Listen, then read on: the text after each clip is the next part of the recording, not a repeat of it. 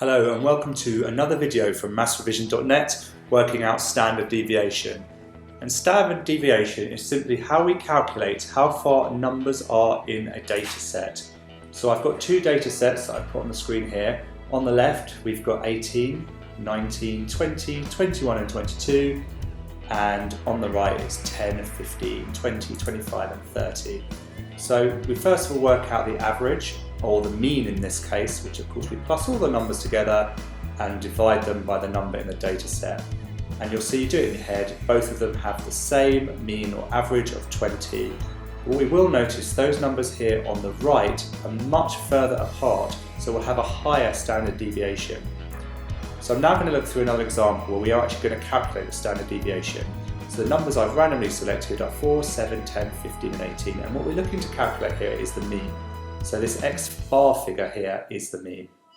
So we do exactly as we did in the first example. We add the numbers all together, divide them by 5, which gives us a mean of 10.8.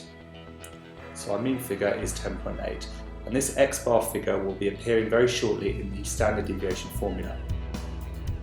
The next thing I would do is to draw them simply into a table.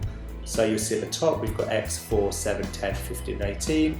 At the bottom we have our formula symbol, which is x minus x bar squared. So x the number minus the mean figure squared. We're then going to populate those numbers in. So we have 4 minus 10.8 squared, 7 minus 10.8 squared, 10 minus 10.8 squared, 15 minus 10.8 squared, and 18 minus 10.8 squared. So if we work that out, it will be minus 6.8 squared in this box, so that gives us an example of plus 46.24. 7 minus 10.8 is minus 3.8, and we square this and it's plus 14.44. Then this will give us a 0.08, but then we square that to become 0.64. Then the number is 17.64, and furthest away 51.84.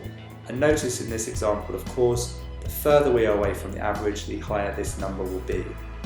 So the next thing we do is we plus all these figures together, which will give us our sum number of 130.8. And we'll need this figure in a second. So the formula is simply the square root of theta brackets x minus x bar squared. And we know the answer to this first bit, x minus x bar squared, is 130.8 over n, which is our sample size, a number of figures, which was 5 minus 1. So I've done this in the calculator. The square root of 130.8 over 5 minus 1 is 5.72. And this is how you calculate it if it is a sample size.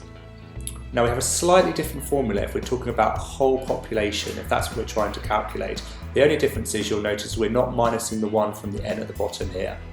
So what we do is use this symbol, which is the theta symbol, because we're working out the standard deviation of the whole population size here. So again, it's 130.8. We're dividing it this time just by the 5 and square rooting that answer, which I've done in the calculator, which gives us the standard deviation, in this case, of 5.11. Join us again on MathsRevision.net and RevisionWorld TV for more great video content.